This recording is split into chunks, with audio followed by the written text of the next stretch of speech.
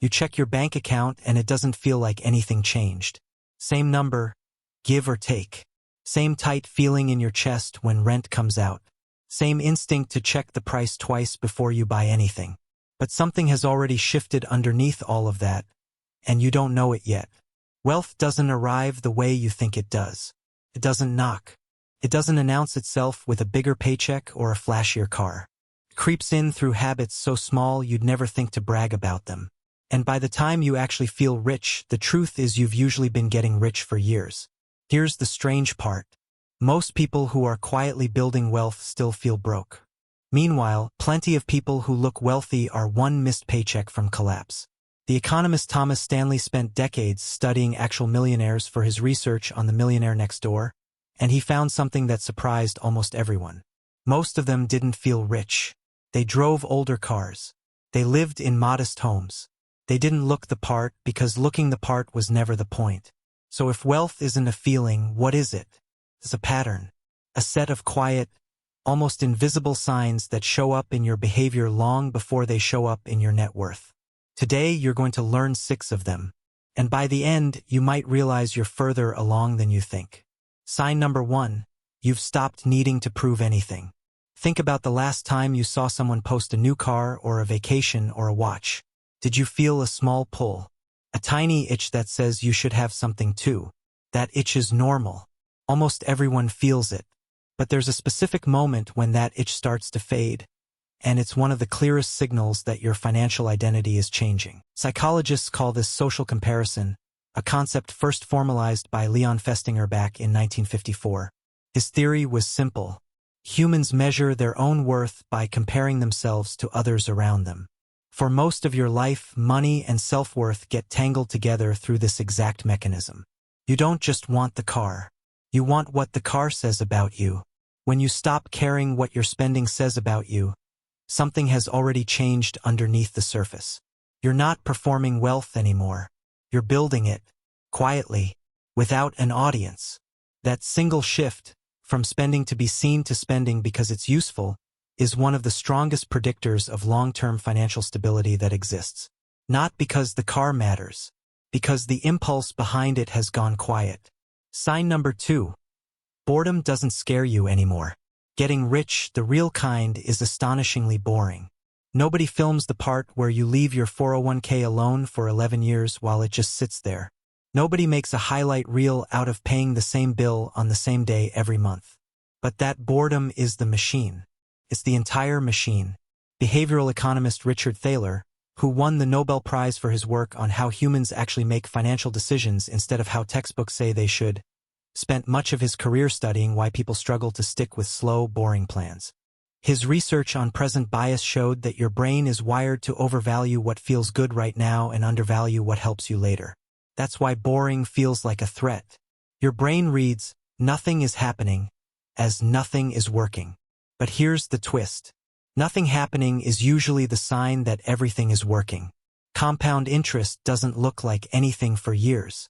Then one day the curve bends upward and it looks like magic. It was never magic. It was boredom, held for long enough that math finally caught up. If you've started to feel calm around the boring parts of money instead of anxious, that calm is not apathy. That's wealth quietly compounding in the background of your patience. Sign number 3. Your spending has started asking a different question. Broke spending asks one question. Can I afford this right now? Wealth-building spending asks a completely different question. What does this cost me later? This is where most people get financial habits backwards. They think rich people just have more money to spend, so they spend more freely. In reality, the opposite tends to be true. The freedom comes after the discipline, not before it. Once you start running purchases through that second question instead of the first one, something in your decision-making has permanently shifted. Picture 2 people buying the same coffee machine.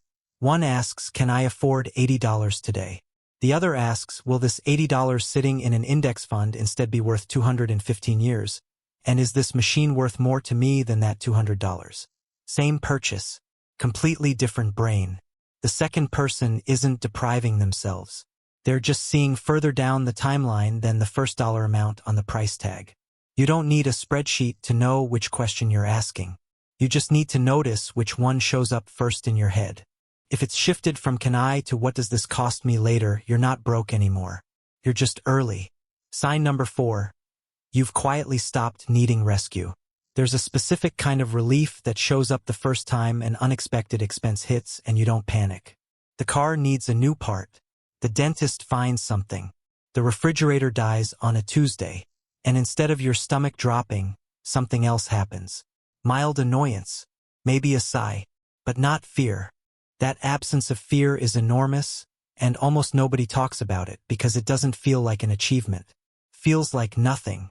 But research from the Federal Reserve has repeatedly found that a large share of American adults would struggle to cover a $400 emergency without borrowing or selling something.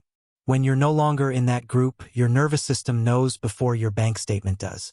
This sign is easy to miss because it shows up as the absence of a feeling instead of the presence of one. You're not celebrating. You're just not panicking. But that quiet, boring non-panic is exactly what financial security feels like from the inside. It was never going to feel like fireworks. It was always going to feel like your shoulders finally dropping half an inch. Sign number 5, you think in decades, not paychecks. Ask someone who's still deep in financial survival mode what their plan is, and they'll usually tell you about this month. Ask someone whose wealth is quietly building and they'll tell you about their 60s. That shift in time horizon is one of the most reliable markers of financial trajectory there is. This connects directly back to what Richard Thaler and his collaborator Shlomo Benartzi found in their research on retirement savings behavior. They discovered that people don't actually resist saving because they don't want to be wealthy later. They resist because later feels abstract and unreal, while now feels urgent and real.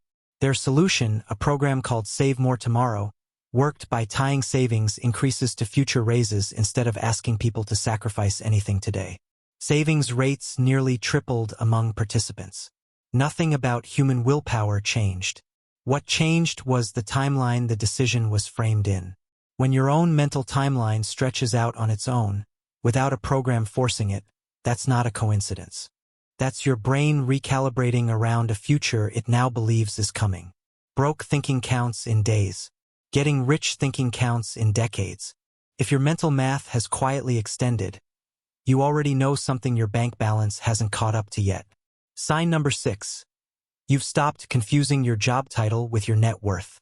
This might be the most invisible sign of all, because it happens entirely inside your head where no one else can see it. For years, a lot of people build their entire identity around what they do for work. The job becomes the whole story. But somewhere in the process of quietly building actual wealth, a strange separation starts to happen. The job becomes a tool instead of an identity. This matters more than it sounds like it does. When your self-worth is welded to your income or your job title, every financial decision gets filtered through ego instead of strategy. You buy the car that matches the job. You live in the neighborhood that matches the job. But once your money starts working independently of your paycheck, through investments, through assets, through things that grow whether you show up to work tomorrow or not, your identity slowly starts to loosen from the job too. You start describing yourself by what you're building instead of what you're paid to do. That shift is subtle. Nobody throws a party for it. But it's one of the clearest internal signals that your relationship with money has matured past survival and into something closer to ownership. So here's the real question underneath all 6 of these signs. Why does none of this feel like getting rich while it's happening? Because wealth isn't an event. It's a direction. You don't cross a finish line and suddenly feel different. You just keep making slightly different choices, thousands of small quiet ones, until one day the totals catch up to the pattern that's been running the whole time. Thomas Stanley's research on actual millionaires found this exact disconnect. Most of them didn't feel like millionaires. They just kept doing boring, consistent things long after it stopped being interesting to do them. If even 2 or 3 of these 6 signs sound familiar, you're not behind. You're mid-transformation, and transformations are always invisible from the inside. The people who eventually look wealthy weren't hit by some lightning bolt of financial insight. They just kept asking the second question instead of the first one. They kept letting boredom sit instead of chasing excitement. They kept building an identity that didn't need anyone's approval to feel complete. You checked your bank account and it didn't feel like anything changed. but something already has. Not the number, the pattern underneath it. And patterns, given enough time, always win.